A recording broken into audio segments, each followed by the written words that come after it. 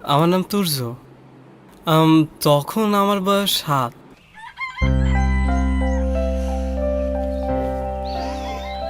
একদিন সকালে উঠে দেখি বাবা মা বাড়িতে নাই।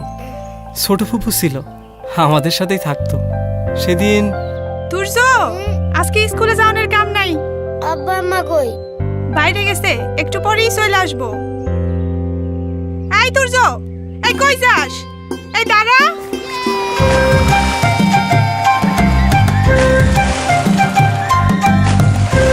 চুপচাপ দাঁড়া। ইস, খাওয়া দাওয়া নেই, পড়াশোনা নাই, সারাদিন খালি টই টই আর টই টই। মাথা রেডি করছস কি? আব্বা আম্মা এখন আসে নাই? আহে নাই, আয়সা পড়বো। এখনো আসে নাই? সারাদিন বসে থাকলাম। সন্ধ্যার সময় ছোট ফুপুর সাথে পড়তে বসলাম। নিয়ে যাব। কত করে দেবে? করি নেই, করা নেই, আর কি বা নেবে?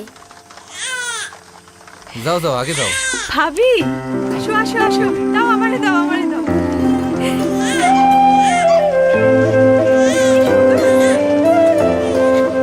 দেখলাম মায়ের কোলে ছোট একটা বাচ্চা, আমার বোন। তারপর থেকে আমার বেশিরভাগ সময় কাটতো ওর সাথে। ওই হয়ে গেল আমার একমাত্র বন্ধু।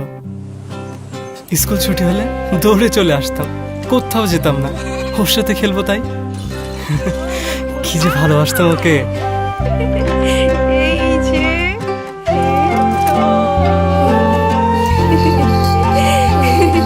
দেখো দেখো দেখো।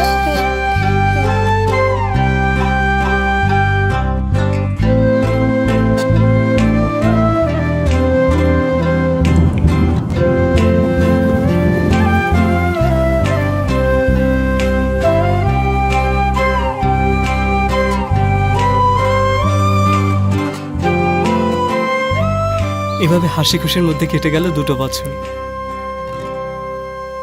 কিন্তু কে জানতো এই হাসি আর বেশি দিন থাকবে না। হঠাৎ গ্রামে ডায়রিয়া ছড়ায় পড়লো, অসুস্থ হলো অনেক বাচ্চা। রোগটা ছাড়লো না আমার বোনকেও। তোর বাসানে জলদি ডাক দে।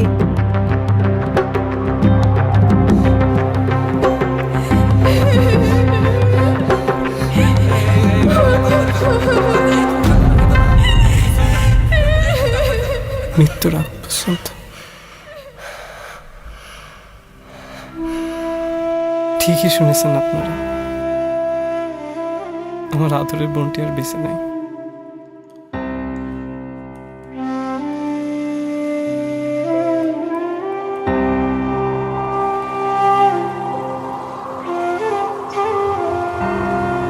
তখন থেকেই ভাবতাম, এমন কিছু কি করা যায় না যাতে আমার মতো কোনো ভাই আর বোন হারা না হয়, ডায়রিয়ার মতো রোগের কারণে বুক খালি না হয় আর কোনো বাবা মায়ের।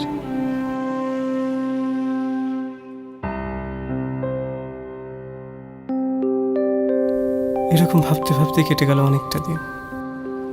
একদিন আমি জানতে পারি লাইফ বয় লাইফ সেভার ভলেন্টিয়ার প্রোগ্রামের কথা।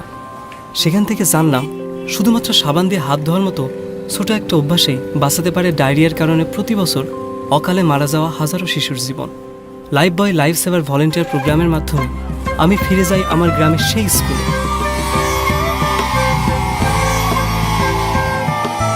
সেখানে গিয়ে আমি ব্যয় করি 1 ঘন্টা।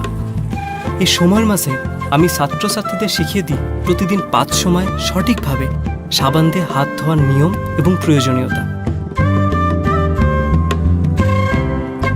এ বিষয়ে স্কুলের টিচারদের সাথেও কথা বলি, আর এভাবেই সাবান দিয়ে হাত ধোয়ার মতো একটা লাইফ সেভিং অভ্যাসকে ওদের মধ্যে গড়ে তুলতে সাহায্য করি। আমার 1 ঘন্টা সময় শেখানো অভ্যাসে যদি একটি শিশুরও প্রাণ বাঁচে, তাহলে সেটাই হবে আমার জীবনের সবচেয়ে বড় প্রাপ্তি। নিজের বোনকে বাঁচাতে পারিনি, তবে বাঁচিয়ে দেওয়ার সুযোগ পাচ্ছি কোনো না কোনো বোনের জীবন। তাই আমি গর্বের সাথে বলি, আমি একজন লাইফ বয়, লাইফ সেভার।